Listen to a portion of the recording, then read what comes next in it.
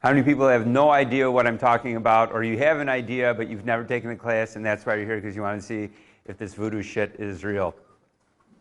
All right. Lots of videos. Lots of videos. I know there's more and more videos popping out, and the problem with society today is they see one YouTube video and they think it's everything, and it's usually not. So I know JT is hitting around so he can ask different questions for later on, but here's what I want to do today. I'm going to take you through, oh, you're here for extra questions too. We're going to do it. We're going to do it together so you can see how much it works, if it works at all. And you can ask questions about this voodoo stuff. Sound like a good plan? So when you walk out of here, you're going to say, I felt it, it was good, it wasn't good, all that. So what it is it's called Reflexive Performance Reset. It is a system by which you can apply pressure to different points in order to get muscles to work in a proper recruitment pattern. That is the whole idea behind it. So people say, well, how come you touch yourself and it makes it happen? Well, we're going to tap into some really basic communication between touch and movement, because we're looking at when babies learn to crawl and move and things like that, they don't understand English. They don't understand any language at all. There has to be something that cues them into going to movement. And because they haven't been worn down by the stress of life and fear and all the other things that you deal with the more you age, there had to be something that tells the body to go into some movement. No different than your body knows when it can start to digest other foods by when your teeth drop in, because your teeth coming in correlate with organ development. Same thing, there has to be something along the way before you understand language to let the body know it's time to move. So the points that we're looking at are going to be points that, well, how do you know when to go into hip flexion? Well, you normally do it and you lay on your back and you lay there and you kick your legs up. How many people remember the baby days? You know, how many people have had babies and you remember all the little movement things and it's fun and exciting? And now mine are in college and you wish to God they were small again because they don't have anything to do with you other than, can you send me money, or I'm in trouble, can you do this for me? Those are the two phone calls I get.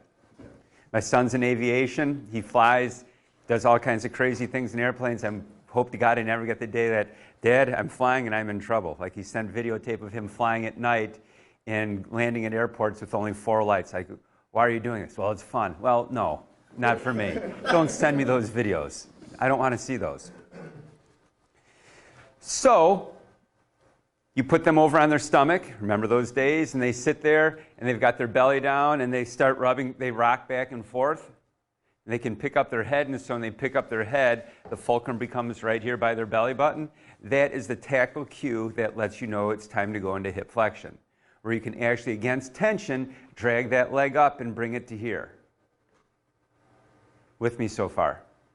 How do I know when to go to hip extension? Well, when they picked up their head, they got their elbows down, they pick up their head to try and see, and you're folding right back on top of the spot for your glutes to extend. So again, we're just going to revisit these old points that have been around for, I don't know, however long we've been here. I don't know how primates work, apes and chimps and things like that, but for humans who want to get up and walk tall, we're just revisiting those points to make it go. You guys with me so far? So where does it come from? Well, there's a guy a long time ago named Chapman who was studying if you can make organs better, it's the 1890s, 1900, by touching on certain points. Are there points that correspond in the body that can make an organ better? Because back in 1890, you go do organ surgery, you're probably going to die. It's not going to be a good thing. So he said, well, let's kind of avoid hospital, because hospitals go where you go to die, and can I hit these spots and have an impact? Really not that much different than acupuncture, acupressure, things that they were doing in the Far East. But as he's doing all this research and finding all these points, he's finding there's really cool correlations between muscles and organs, kind of like teeth with organs, and said, hey, we can make this muscle work really well. This muscle suddenly tested strong when I hit this different spot. So it goes away in, the actual date would probably be 1908, because that is when Teddy Roosevelt enacted all of the different legislation to get rid of quacks. You know, this is back when they were selling cocaine for toothache drops, and heroin is what you took when you had a cough. Morphine you could buy over the counter, stuff like that. In fact, kids loved the toothache drops, right? It's free cocaine, cheap cocaine, pure. So part of that went away with all that were chiropractors, osteopaths, anyone who practiced anything outside of this new organization called the AMA. The AMA became this bureaucracy that said, well, you can only go to these doctors, everyone else is bad. How many people know that still kind of exists, that when you say you're a chiropractor, the doctor's like, well, you know, they're just a chiropractor. No, I listen to my chiropractor before I listen to my doctor. I think my chiropractor is more outside the box thinking than your traditional doctor. Well, here, take these drugs. No, take these drugs. Oh, we got to do surgery now. We're going to cut that out. Why are you cutting out? Well, it just needs to come out. You know, I'd rather have the let's not cut things out of my body because they never come back type stuff.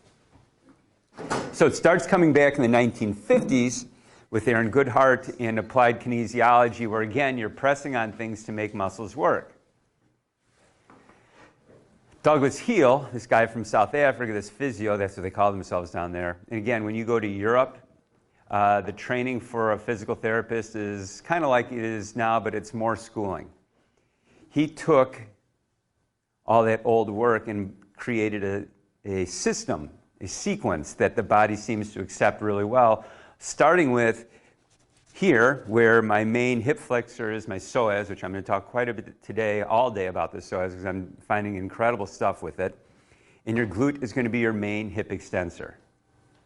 There's all kinds of research out there now about what actually is going on as we get more clever about how to measure things. But that's where it comes from. And from there, if you can emanate all of your power from here, you can explode out. The problem is when we go through stress, injuries, all those other things, we start to implode because it's a fight or flight response. You go into fight or flight, you are instantly getting into a scenario where you're going to recruit smaller muscles so you don't get hurt or you conserve energy. So we want to keep it here. That is the purpose of RPR, is that we can keep everything to drive from here.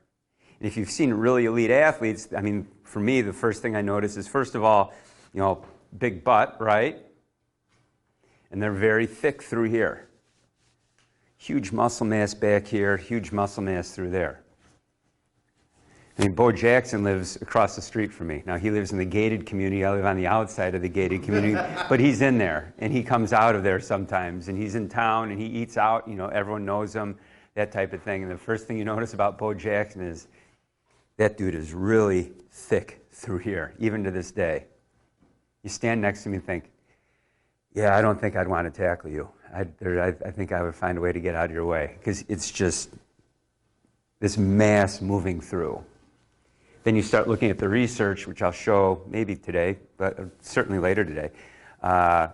What muscle is bigger in elite athletes than non-elite athletes? The psoas. In some cases, it's twice the size. Twice the size. You follow that research back a little bit and you say, well, the bigger the muscle, the bigger contraction. I mean, that's why we lift weights, right? Why can't you apply that science to the psoas? Why is it only the bicep or just the quad or something like that? Really, there's no difference, not that much difference in quads, even hamstrings. Somewhat hamstrings, but it's really psoas and glutes. So, I took a bunch of classes with Douglas. I brought him over. Dan Fichter brought him over the first time. Dan Fichter is a TFC guy, really into neural stuff. How many people know of Dan's work and all this stuff? He brought him over because Dan and I were always interested in, can we make neural changes to make you a better athlete? Ultimately, we're only going to do what our brain tells us to do. You know, how can we remove the governors about the power output? Because we all know the story about grandma that lifted the car off her grandson, right? And somehow she found a way to lift it up. You know, cats can jump out of this world, but they got little tiny muscles. You know, all these questions, like how can we get to that point where we can recruit and operate like that?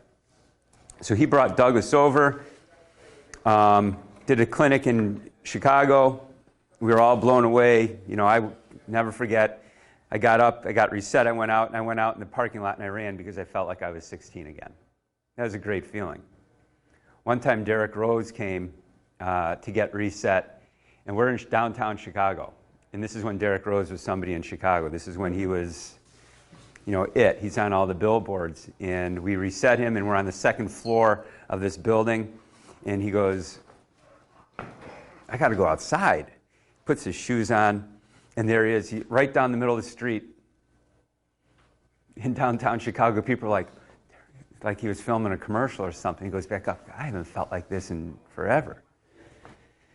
So I taught a whole bunch of, Douglas came, taught a whole bunch of classes, and then Cal Dietz, does everyone know who Cal is? Cal Dietz, triphasic guy, U.S. Olympic strength coach, all University of Minnesota, all those things, kind of crazy guy. It's like Chris Farley, but a strength coach. He likes to see how many days in a row he can go without changing his clothes. I've had these he loves Lululemon pants, 8 days. Like, oh, come on. And he's a sweaty guy, so it's not good. So we decide with JL Holdsworth that we can condense this down because we want athletes to do it themselves. Why do you have to put someone up on the table and press on them and do all this stuff? As a coach, and I used to do that, it kills your hands. It wrecks your hands. My thumb doesn't move anymore from pressing on so many people. It's not good, because I like this thumb. So that's how we made RPR. We want to empower our athletes to be able to take care of themselves, ultimately. Do you get better performance gains? Yeah, sometimes you do. Do you have less injuries? I've been really lucky and have not had any major issues in, it's almost close to 20 years now. I've had minimal hamstring issues. And we can talk about why the hamstring blows up and how this ties into RPR. So as we become, like I tell my students, your generation is the one, and again, the students, I think we're all this, over the COVID, pre-COVID, we've already developed, they celebrate freaking out, right? How many people see their high school students, they celebrate freaking out like anxiety is now a disease, not a feeling. I have anxiety. Well, no, it's a feeling. It's not a disease. Can we bring them down? They celebrate freaking out. Look at how freaked I am about this test. Look at how funny that is, me too. Back and forth never ends. They celebrate their mental illness. So we want to bring them back down. We want to be able to put them in a position where they can perform.